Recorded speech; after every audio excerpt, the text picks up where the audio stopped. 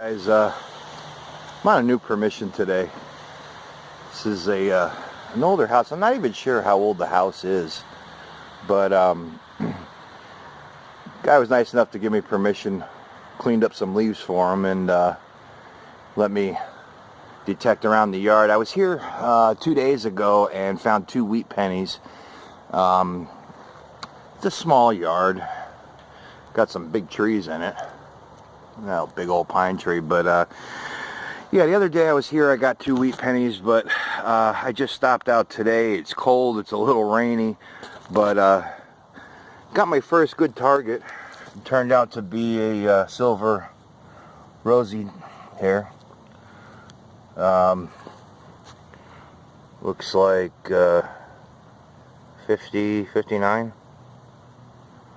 So, hey, at least we got a little silver out of it. So, but I was around there the other 2 days ago, and around the front there's really not much of a front yard, but I'm gonna continue along under these trees, stay out of the drizzle, and hope it slows down. He also told me there's an old baseball field out there, and I'm gonna try that too, depending on the weather. But anyway, I'll get back to you if I find something else. But first good target of the day. This was only the second signal I dug. I just dug a modern clad quarter and then took 2 steps and found this. So, hey, we'll take it.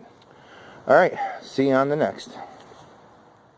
About an hour or so after I found that silver dime, just found, looks like the gear to a pocket watch there. See that?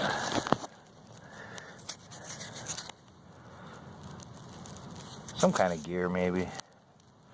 Not much. I mean, I picked up about 5 wheat pennies all underneath these pine trees here. That silver was over there by the car, but all underneath these pines I picked up I don't know, a couple of clad coins and about 5 wheat pennies so far. I'm still gonna do back here along the it's an old stone wall right there, and then up there is that park. I didn't even get into there. It's actually been drizzling. It's been a miserable day for metal detecting, but figured I'm already here, so I might as well just keep pounding it out. I was underneath these trees while it was raining a little bit harder, but put the environmental cover on the Ace 400 there, but got to be careful because that control box isn't waterproof. But alright, I'll get back to you if I find something else. I'm going to do the rest of this, I think, before I go home. I don't know if I'll have a chance to get up into that field, and then tomorrow it's supposed to be kind of really cold and windy, snow showers and whatnot, so we're down to the drudge days now. But alright, I'll get back to you if I find something else, or give you a short wrap up of today and the day before yesterday on this yard. Alright, thanks. Pretty funny how things turn out. I just got done making that last clip. I was standing right there. I came over here, got a pretty deep signal, got my first Indian. Now it's going to be hard to see, so I'll have to get this cleaned up, show it to you on the wrap up. It's not fat or anything, but I could see the wreath and I can make out the Indian on it. I just brushed it off, but pretty cool. So I'm going to do this section here, but right here, 5 feet from where I was just standing, I pulled out my first Indian of this place. So there's some potential for some old stuff here. I know this whole town is pretty old. So, but all right, I'll get back to you. See you on the next or on the wrap up. Guys, it's Angelo from NEPA History and Archaeology Search. Got out 2 different days. Not too long on each hunt. I was out today and it was miserable out, starting to rain on me, and it was windy and cold. But I did manage to pull out some coins and some cool relics at a new permission that I got the other day. The house probably built in the 1800s. That whole town there, that whole area of town in there is all, it seems like it's all 1800s mining town era, railroad, things like that.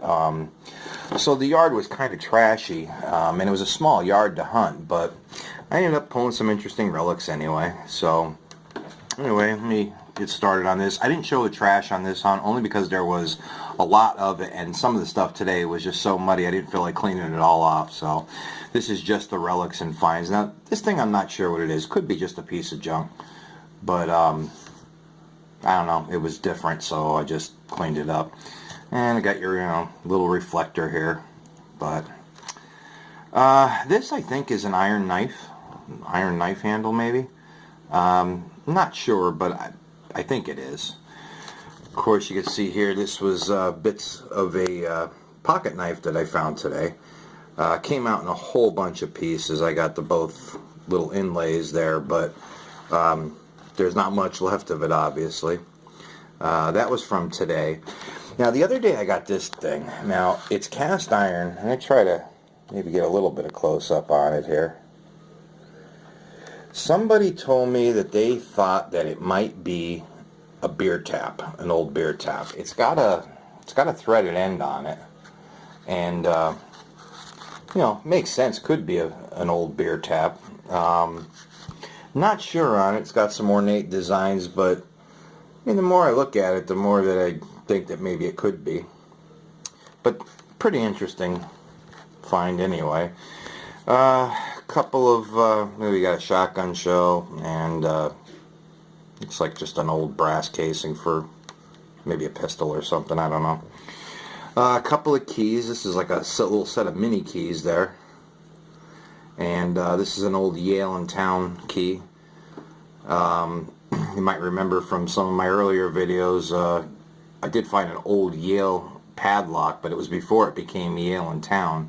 This one here says Yale and Town, so probably older, middle of the, maybe 1950s or something. I'm not sure, but could even be later than that.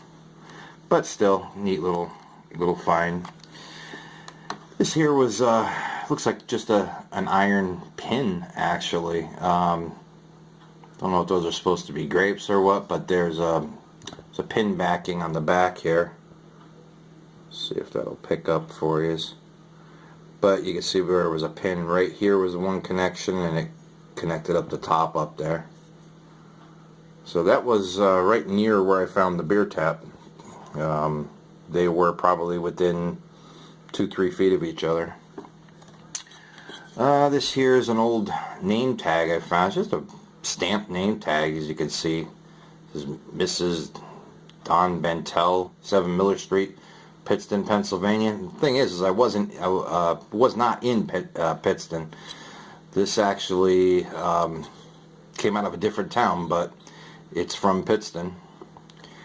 So pretty neat. I don't know what exactly it is or how old it is, but it's got a name on it. These here are a couple of gears, I think maybe from a pocket watch or something. Nothing too fancy. I didn't find any other pieces of a watch or anything. These were actually 2 separate targets. Not sure, but so I did end up with a couple of coins today. Those are my modern stuff there. Ended up with 13 copper pennies and 7 zinc pennies there. 2 clad quarters, 3 clad dimes. And the find of the day would be the silver Rosie that I found. It was in the one clip. It's 1959. Not too bad a shape. Not terribly old. I thought maybe I'd get some older silver coins. I didn't even find a mercury dime or anything in there. But hey, we'll take this. It's silver. This would be the oldest coin that I found. It's an Indian head that's pretty toasted. I had to do a lot of cleaning. You can make out the Indian head on it. But the date on this one is 1881. So a pretty old find. And the guy told me that there was a guy metal detecting on a couple properties away, a place that one of his friends there, a couple houses down the road, and he said he found a couple of Indian head pennies. So, like I said, it's all in the same neighborhood. So, at least I know there's the potential for there to be something older, maybe some more of these Indians, maybe even some barbers or something there. And these were the wheat scents. The oldest wheat scent that I dug was this one here. It's, see if I can get it to focus in a little bit better. Probably not. The lighting in here is kind of terrible. Until I get a better place to do this, I'm kind of stuck with this. But the oldest one was a 1913, and that's that one. That's also the one that's in the worst shape. Did a lot of cleaning. It's pretty toasted. Next one is a 1934. There's a 1936, a 1942, a 1953, a 54D, and a 56D. So that was the hunt for the last 2 days. Like I said, didn't spend too much time there. I actually cleaned up some leaves for the guy, and he let me metal detect the property, so it was kind of an even nice trade-off there. I have permission to go back whenever I want, and there's also a field next door that I'm going to go and check, but today the weather was just really crappy, so I didn't want to get my machine any wetter than it got. It's not waterproof, just the coil is. That cover, or I put the cover on it, but that control box isn't waterproof on the Ace 400, so I didn't want to take the chance. But so anyway, it wasn't a bad little trip out for 2 different times. The first time was only like maybe an hour and a half, and it got dark on me, and then today was a couple of hours. But got some clad for the coffee can, got some silver there, and a couple of older coins. But if anybody has any ideas on this, what I'm thinking might be a beer tap, let me know. I'd appreciate any input. I know a lot of guys do some research and stuff, but if you have any idea what this is, please leave it in the comments below. It's a little bit damaged up in here. It's cast iron. It's got some fancy stuff on the back there. I'm not even sure what that is, but if anybody knows, I'd appreciate it if you give me a heads up in the comment. But alright, I'll wrap this up now, I guess. Guys, thanks for watching. I really appreciate the support and all your comments, so keep them coming. Really appreciate that. And if anybody has any ideas on this iron piece, let me know. Alright, thanks a lot, guys. Those of you that hunt, good luck out there. I know the weather is going to be turning now, and in some parts of the country it's going to be really hard to be doing much more for too much longer. I know here it's going to be cold and windy with some snow showers. I'll keep hunting probably as long as the ground doesn't freeze. But alright, guys, until the next one, good luck out there. Take care. Stay safe, everybody, and we will see you on the next time around. Thanks.